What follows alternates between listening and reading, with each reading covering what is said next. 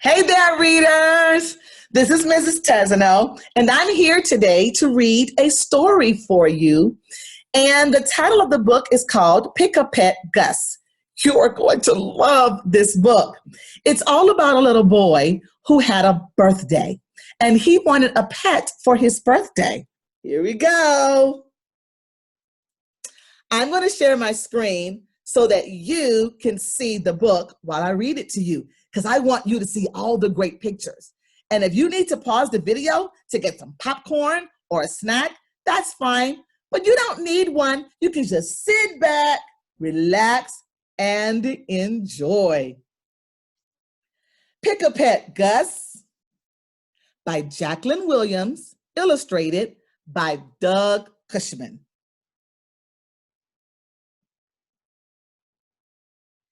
Guess what I want for my birthday tomorrow, Mom? Gus said at breakfast. A pet? Said Mom. How do you know? Asked Gus. Because that's what you ask for every year, dear, Mom said. Can I have one? Asked Gus. I'll think about it, Mom said. At dinner, Gus asked, have you finished thinking yet? Not quite, Mom said. What kind of pet do you want this time? I'll show you tomorrow, Gus said, when we visit the pet store. The next day, Gus and his mom drove to the pet store. Welcome to Puggle's Pets, said a short, square man. My name is Mr. Puggle. May I help you? Today is my birthday, Gus said.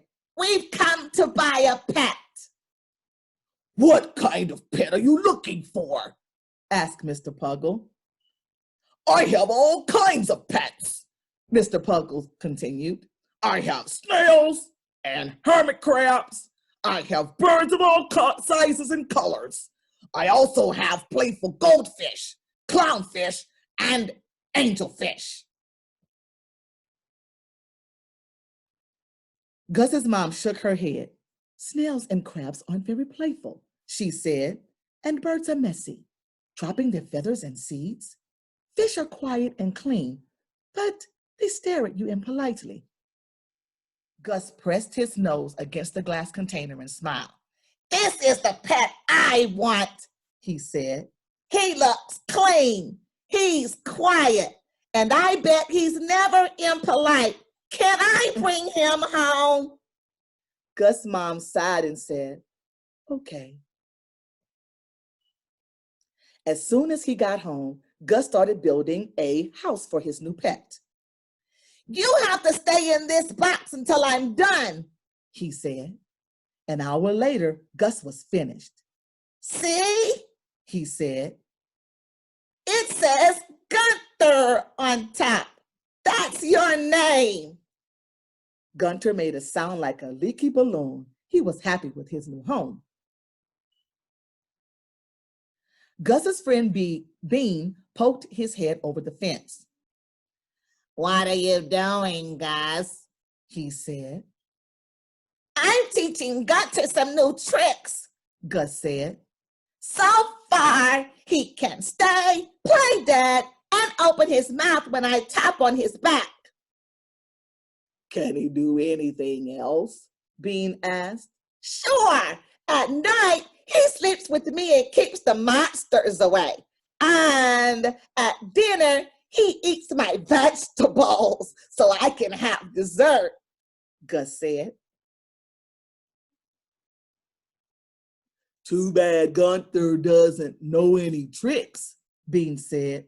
We could play a joke on Billy. Gus scratched his head and thought. Later that day, Gus and Bean took Gunther for a walk. When they reached Billy's house, they stopped. Gus spotted Billy and smiled. Gus spotted Billy and smiled. Come on, Gus whispered. I have an idea. Gus, Bean, and Gunther slipped quietly through the gate. They tipped across the grass and slid behind the tree. Gus climbed up and wiggled on a thick branch. Bean handed Gunther to him. Remember, Gunther, when I tap on your back, open your mouth wide, Gus whispered. Gus tickled Billy's nose. Billy swatted the air in front of his face. He mumbled in his sleep. Gus and Bean covered their mouths, trying to keep their giggles inside. Gus tickled Billy's nose again. This time, Billy opened his eyes. What's going on? He said sleepily. Gus tapped on Gunther's back, and Gunther opened his mouth wide. Hiss! Gus hissed in his very best snake voice. There is something going on, Billy. I just came to visit you. Oh! Yelled Billy. The hammock flipped. Billy landed with a thud, and he ran away screaming. Gus and Bean laughed and laughed. Gunther just said, hiss. The next morning at school, Gus sat quietly at his desk. Yesterday's trick was great, but Gus wasn't done yet. What's in there? Asked Billy. Gus patted the box on his desk and smiled. Just the very best show and tell ever, he said. Let me see, said Billy. No, said Gus, hugging the box. It's a surprise. You just have to wait. Good morning, class, said the teacher. Now who brought some things for show and tell? 10 hands shot in the air. All right, Billy, said the teacher. Why don't you go first? Billy smirked as he walked past Gus' desk. I bet mine is better than yours. Mine is always the best. Billy opened a jar and shook something into his hand. Stink bugs, he said. If you pick them up, your hands smell awful. The teacher frowned. Thank you, Billy, she said. Gus, you go next. This is my new pet, Gunther, Gus said. He's a snake. Gus opened the box and Gunther wiggled out. He slithered right to Billy's desk and flicked his tongue in and out.